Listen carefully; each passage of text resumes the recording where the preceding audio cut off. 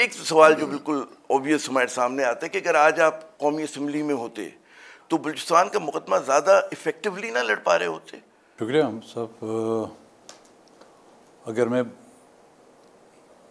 पाकिस्तान की असम्बली में, कौमी असम्बली में होता, क्या मैं पहली मरतबा होता? इससे पहले मैं नहीं था। 2018 में भी तो मैं था।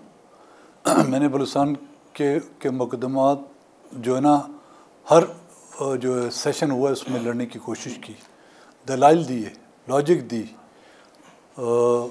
आज़ाद बेंचेस पर मैं बैठा था, उस वक्त अपोजिशन में जो जमाते थे वो ना कि सिर्फ मेरी तायद करते थे लेकिन डेस्क भी बजाते थे। और इस बात डेस्क बजाने का से जो है ना वो एतराफ़ है कि जी बलूचिस्तान के साथ ज़्यादतियाँ हो रही हैं। मैंने ये नहीं कहा था वहाँ पर कि जी बलूचिस्तान में सब्ज़ बागात लगाए दिए गए हैं, बलूचिस्तान में दूध की और शहद की नहरें। मैंने उन तमाम वाक़यात और जो खून रेजियाँ हो रही हैं उनका जिक्र किया। जब उन्होंने डेस्क बजाए दे एग्रीड विथ मी।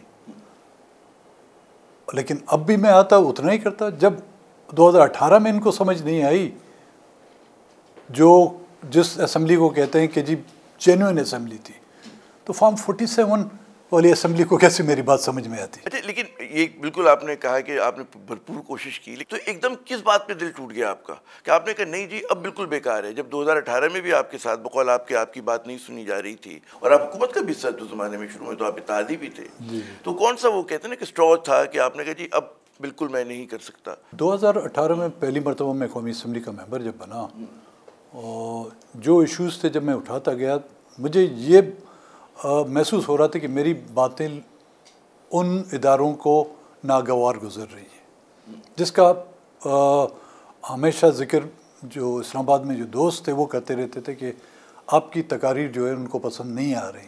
तो मैंने कोई गलत बात की? मैं with in framework of constitution of Pakistan उसके दायरे में मैंने बात की कि जी ये हमारा हक़ है, ये ज़्यादतियाँ हो रही हैं। और इन ज़्यादतियों को मैं जब कहता हूँ तो आप लोग ख़ुद उसका एतराफ़ करते हैं, मेरा साथ दे के। यहाँ तक कि आसिफ अली जरदारी अपना वक्त मुझे देते थे, वो वीडियो भी होगी।